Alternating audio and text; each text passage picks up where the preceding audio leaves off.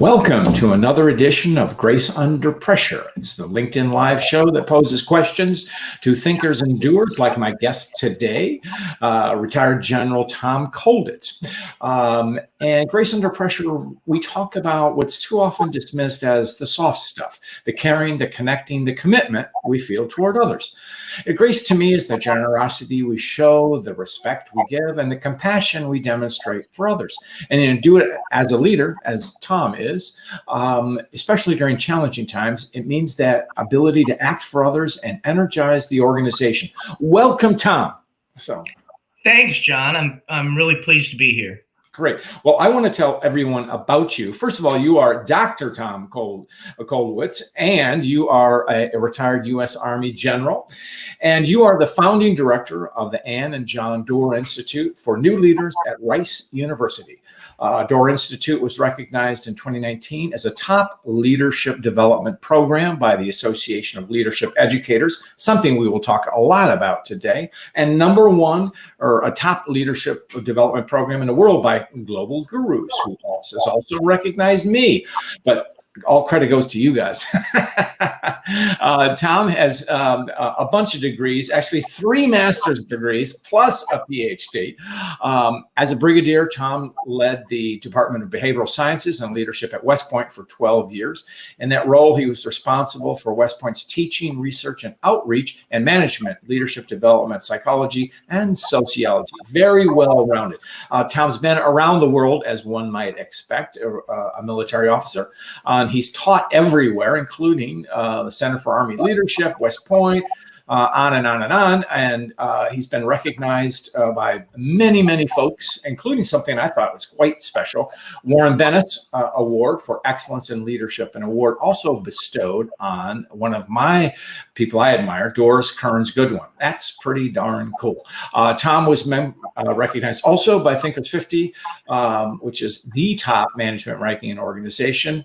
Tom's published books and 60 articles, academic, leadership, general audience, you name it. He's also developed a concept that we're going to talk about, in extremis leadership, the crisis leadership model. And Tom, welcome to Grace Under Pressure. Pleased to have you. Well, I'm pleased to be here, and I love your concept of grace under pressure. I think it's so important that we look at those kinds of critical avenues of influence for people.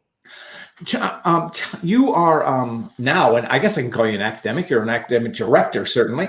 So, and you teach at Rice. So, in the pandemic? How are things at Rice University? Well, I'm really proud to say that Rice has hit a home run. They have had not even 1%, but 0.1% positivity rates. No big outbreaks. They'll test 4,000 students and staff and come up with 2 or 3 positives. Students are now back on campus for the next year, and we expect that they will continue to work on their degrees and do just fine. That's great. It's heartening to hear. Okay, now we mentioned this in your introduction. I want to touch on it. What's in extremis leadership? What does that mean? Well, it was a concept I came up with when I was training cadets to lead under fire. And what in extremis leadership means is it's leading under conditions where your followers believe that leader behavior will influence their physical well-being or survival. Great. And I've heard, I've had been honored to speak a few times in military audiences and stuff. And there's something that I'm sure you teach is that when the tension rises, the commander's voice is supposed to go down. Is that an example of that? Yeah, for sure. In a crisis, people are already aroused. So they don't respond well to the traditional cheerleading or excitement that leaders sometimes habitually bring. Mm-hmm. So the best way is to remain very calm and lower everybody's blood pressure instead of spinning it up. Great. And I have, on this program, I've had a retired Army SEAL, and I've also had someone from the Royal Marines, both of whom go through in extremis training, if you will. And they both told me that, fear is always with you, but you train for it. Is that your experience, Tom? Well, I would change it just a little bit, both training and the ability to focus on the threat tends to put you in a part of your brain where you don't experience the fear anymore. You're in your prefrontal cortex for these kind of tasks, and fear comes from a deeper place called the amygdala. And so I think they're right in that training helps people function in an environment that would ordinarily produce fear. But most of these people are not experiencing fear at all. They're focused, and that's what allows them to function. That's amazing. So as someone who I think I live in the perpetual flight mode. So anyway, Tom, there's something that you are essentially proposing a movement. Talk about leadership development education in universities. What's going on? Well, leader development education in universities has not kept pace with industry leader development strategies, with evidence-based leader development strategies. And consequently, our circumstances are such that developing students as leaders is in the mission or vision statement of most universities in the country. They see it as a social obligation, but they don't have programs and development strategies to match. They may have some small boutique leader development enterprise that caters to some small handpicked number of students and what have you. But the unfortunate truth is that universities in the United States are not producing leaders. Right. And now let's get to real basic stuff, because it's a question I'm asked, and I'm sure you've been asked it far more than me. Can we teach leadership, and how? Yeah, so I don't talk much about teaching leadership because that sounds like it's coming from authority to a student. We develop leaders, and we do that using evidence-based practices. So for example, at Rice, we provide a full semester of leadership coaching by a professional coach to every student in the university who wants it. Free. Every student. Everyone. We get about a 40% take rate. Mm-hmm. And, those of us who have operated in business know how powerful one-on-one coaching can be to move an older leader forward. It works even better with young people because they're malleable, they're open-minded, like anything else. I mean, they learn Mandarin better, they learn to swim easier, and they learn to lead better as well. Well, let me just ask you. So when a student is offered this and takes it up, what's their expectation? So our expectation is that the professional coaches that we hire out of the Houston business community do follow a leader development model that we have in terms of creating a goal strategy for our students. Mm-hmm. And everyone's goal is a little bit different. There's some consistency, but this is based on the idea that learning to lead is an individual challenge, not some one size fits all. And so they then proceed to be coached about every 2 weeks during the semester, okay, working towards the goals that they've established as their leader development path. Okay, since you've made this very clear, and it seems like you're following the model of executive coaching to a degree, if not wholly, but it's very individual. So how can we measure this? Because you mentioned several times evidence-based management. Hello? Yeah. So, I'm a research psychologist in terms of my background. And one of the first things I did when I formed the Institute is I developed an independent measurement team. In other words, it's a small group of psychologists who are responsible for measuring our outcomes, and they have no responsibility for the programs themselves. So it's literally a measurement hit team. And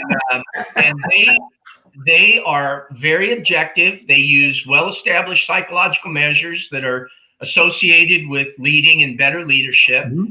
They independently measure leader identity, which is the extent to which a person believes they're a leader, intends to lead, and so forth. they measure cognitive, behavioral, and emotional variables. Huh. And so for a professional psychologist to measure increases in capacity to lead, quite honestly, is not that difficult. The challenge in the field is that most people are not professional psychologists or measurement experts. Yeah.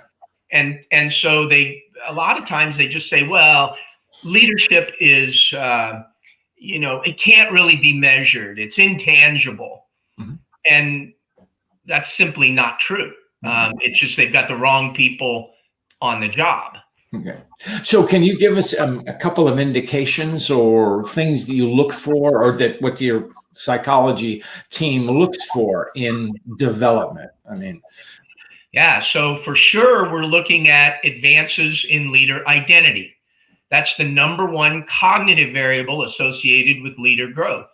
And so we have a leader identity scale score for all 7,000 students at Rice University, whether they're in our programs or not. Mm-hmm. So we've done massive studies, high numbered studies of what it takes to increase that. We also look at behavioral measures. In the field, we call them competencies, but really they're just skills. They're just leader skills. Those are observable. And we ask not only the coach and the participating student, but we ask their roommates and their faculty advisors. So we look for this third person validation of change. And then we also measure their emotional intelligence. Every student who comes through our program gets an emotional intelligence measure and gets it fed back to them by a professional who knows how to interpret it. That's great. That's a good question. I'm going to ask that. Do you see development in EQ or emotional intelligence? No. Yes, we can. And in fact, one of the reasons why that is the instrument we give them, as opposed to, say, a personality measure, is that EQ is malleable. It's learned. You can get better at it. Whereas personality, by its definition, is enduring. It tends to not change. Right. And so we focus more on their emotional capabilities. And a big part of that for our students is confidence. Many of them lack the confidence to lead. And once we fix that emotional variable, they take off like rocket ships. Great. I love that emphasis on confidence, and it's a topic of mine. And do you see I think one of the great stories of confidence, and I like to use it all the time, is one has confidence in oneself and others have confidence in you. But I think the most exciting part, and you know this well because it's the world in which you live, inspiring confidence in others. Do you see that with students? So, we do it with 400 students a semester. Yeah. I mean, it's remarkable. Rice is a really competitive university. Last year, they turned down 250 young people who had perfect SATs and 4.0 grade point averages. Oh. And you would then think that the people who come to Rice would be supremely confident. But in fact, it's kind of the opposite. They're still testing the waters. They've been studying a lot, but not really out influencing people the way that we expect leaders to. Mm-hmm. This is particularly true of students from other cultures. We have 30% of the students we work with are not from the United States. So sometimes other cultures don't place a premium on imbuing confidence in young people, in particular young women. Yeah. And we fix that in a matter of weeks in our program. And okay. How do you fix that? What's the magic formula? There is such a thing? Well, we have multi-session workshops where we teach students to be adept at important leader behaviors, like giving feedback or delegating or other kinds of leader skills. But I really think that students make the most of an increase in confidence when they're being coached by a professional coach and they target that as something they want to improve. Because a professional leadership coach, I will just tell you, if they're at all worth their salt, they can increase a person's confidence by leaps and bounds in just a few sessions. And we've got strong data on that shows that students are much more confident. In fact, when we increase their leader identity, there's about a twofold increase in the probability that they'll seek out a leadership role in the future. And that's what we're looking for, is this concrete evidence based on behavior that we're having an impact in our programming. Let me dig on this a little bit, because you mentioned a leadership role. Does that equate in your mind to a management role or a leadership in another endeavor, non-management role? How do you define that, Tom? So we allow students to kind of define leadership or a leadership role for themselves. But when we measure this, we're looking at all kinds of roles, whether it's simply speaking out in a engineering projects team, or whether it's leading an intramural basketball squad, or whether it's a more formal role in student government or in employment. So we have many students who are employed, and they're generally coached in the context of their employment, whether that's as a bartender or a lab researcher or whatever it happens to be. And so they define that. We don't. Okay. Well, that's one thing I haven't heard, Tom. I haven't heard leadership and bartender in the same sentence, so I can't let that go. How does this go? Well, I have to tell you, that's how I cut my teeth. I was a bartender for 18 months while I was in graduate school. That's where I met my wife, who got me the job. Yeah. So I can tell you a lot about that. Yeah. Oh, that's great. So that's a good one. That's a great one. Okay, and you touched on this before, but I was going to drill on it.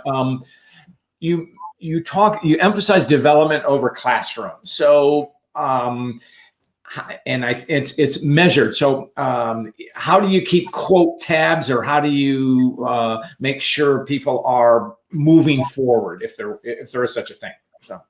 Well, here's the thing about classroom instruction in leadership. There's a couple good reasons for teaching leadership in the classroom. One is that it's a valid organizational and individual concept. It's its own field. It's also possible to develop leaders in the classroom by focusing them on application outside and that sort of thing. Where we draw the line is when people teach a class and they measure knowledge transfer, but they don't measure development. And there's kind of an assumption around a leadership course that the people taking it will be better leaders because they learned about leadership. That is not true.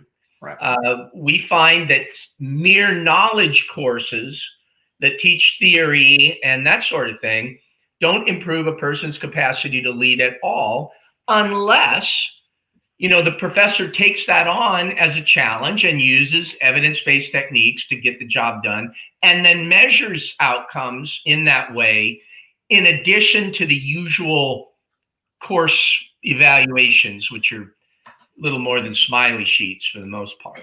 Great. Now, you've been talking, rightly so, about all the successes at the Dorr Institute at Rice University, but you and some colleagues have written a book about leadership development in universities. So tell us about that. So the book is titled Leadership Reckoning. I have a copy of it right here. And the purpose of the book is really to start this movement around improved leader development in higher education. So the first part of it is quite critical of what higher education does now. In fact, Rice Public Affairs referred to it as blasting higher education. But then most of the book is us trying to show people how it can be done well. And we give away everything. We give away our instruments, we give away our business models, we give away our business practices, we give away our data. We will help any school anywhere as best we can. And it's gotten to be, to have so much momentum that we're now in a partnership with the Carnegie Foundation for the Advancement of Teaching. And Carnegie is going to offer next year a classification for universities in leadership education and development called Leadership for Public Purpose. And this will really separate the people who are serious about leader development in higher education from the people who are faking it. And so we're looking forward to helping Carnegie manage that and get it out to all 4,500 universities in the US, Canada, and Australia. That's really exciting. And when you say leadership for public purpose, are we talking about leadership in the public square, or, I mean, through the political process, elected officials, or broadly in our culture and our society, Tom? No, broadly, the latter. And, you know, universities are founded on the belief that educating and developing young people is an obligation to society that they must fulfill. And consequently, producing students who are better leaders, producing more and better leaders, is we see it as a fundamental obligation of universities. Right. But they've been so focused on the education piece that in the past they haven't done enough to ensure that their students are better. That's great. And I think there's a passage in the book that you wanted to read, or I asked you to read. Yeah, sure. I mean, it just really frames the problem. So this is on page 16. It's commonplace for universities in the United States to claim that developing the next generation of leaders is central to their mission. For instance, Yale University's website, on a page titled "What Yale Looks For," notes, quote, "We are looking for students we can help to become the leaders of their generation in whatever they wish to pursue. Similarly, the mission of Rice University is to, quote, produce leaders across the spectrum of human endeavor. Such mission statements are common, particularly among the most selective elite universities in the country. Everyone seems to be all about developing leaders. But if we look more closely at these claims, it's clear that most schools actually have no idea whether or to what extent they are developing students as leaders. The gap between this claim and reality means that the schools are misleading students, parents, donors, and the public about what they really provide in this critical arena. And that space defines the purpose of my life. That's where we work. Correct. And so what is, raising my hand, because we've heard this all before. People say, yeah, I like the idea of leadership, teaching leadership, leadership development, but Tom, we just don't have any money. So what do I say? What do you say to that? So. Yeah, I've been at the head of many organizations, and when someone who controls a budget says that they don't have money for whatever your project is, it's a polite way of saying you're not important enough. Budgets are based on priority. Yale has a $38 billion endowment. Rice has an $11 billion endowment. Universities can fund whatever they want. And what we're asking is that if universities want to produce leaders for business and society, that they make that a core function and that they follow through on it. So it's their mission statement, not ours. If they don't want to budget for a core function, that's a problem in an organization. The other thing that we found, interestingly, we've done a lot of analysis of our own circumstances. And most people would look at our program and say, oh my goodness, with coaching and everything, that's an executive quality program. It costs half of what classroom instruction costs. Interesting. Yeah. Yeah. So, and that's with the top coaches from the Houston business community. It's with multiple sessions and students working with us for all 4 years. So if something costs half of something you're already doing, that means it's a choice. It's not a budget issue. It's just a choice. Yeah. And Leadership Reckoning, the book, and much of our other writing and activities are trying to show that to universities, because there are no bad guys here. I mean, these universities really do think it's too expensive. They really do think leadership can't be measured. They do think it can't be taught. And none of that's true.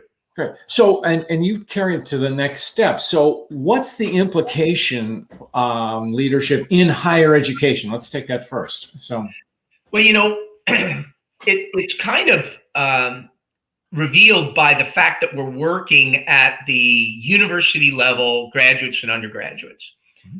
Business schools are more commonly interested in teaching leadership, but there's only 100,000 MBAs that graduate in the US every year. From colleges and universities, we graduate 2.2 million. Consequently, if we could do at other universities what we've done at Rice, which is improve the capacity of 40% of the graduates to lead, we're going to be impacting 750,000 graduates a year.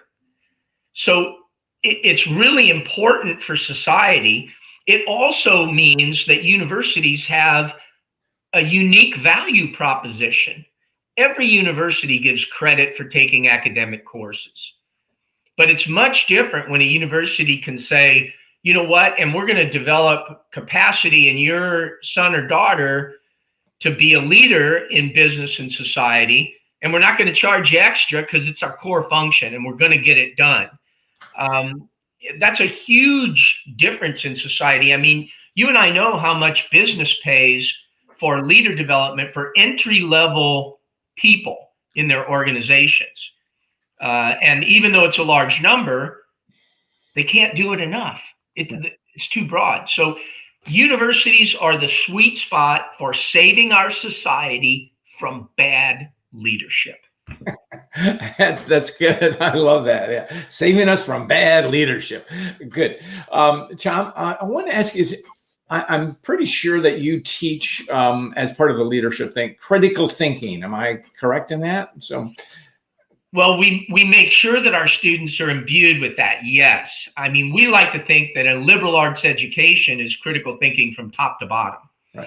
And well, one of my things, and I know you are passionate about this, but it's how we discern fact from opinion and how we avoid the conflation of the two. So does that arise in your developmental programs or what you teach? So, well, we do not teach communications per se, although there is a large segment of that occurs at Rice, both in the business school and in the university writ large.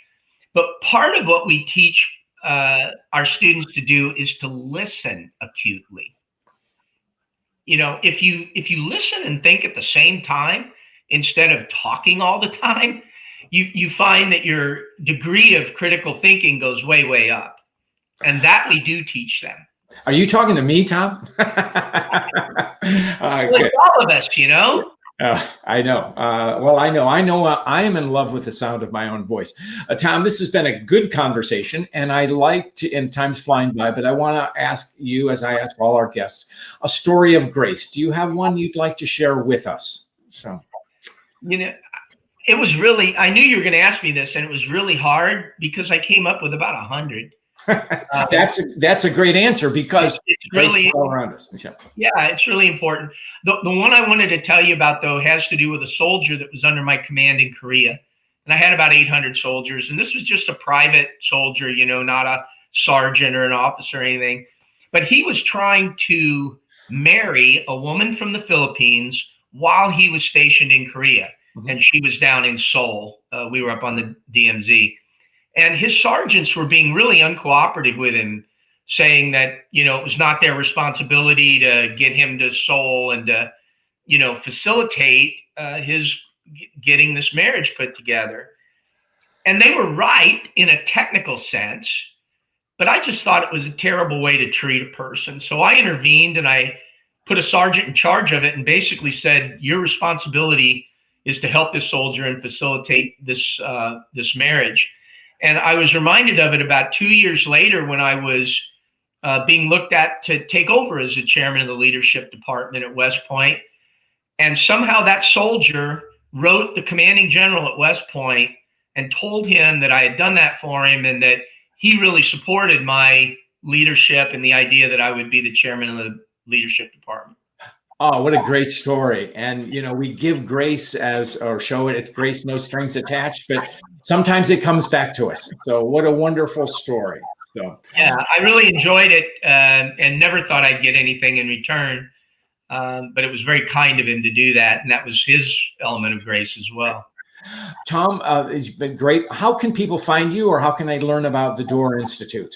Oh yeah, super easy. You can Google me. The Door Institute is at www.door.rice.edu. And the Leadership Reckoning book is at leadershipreckoningbook.org.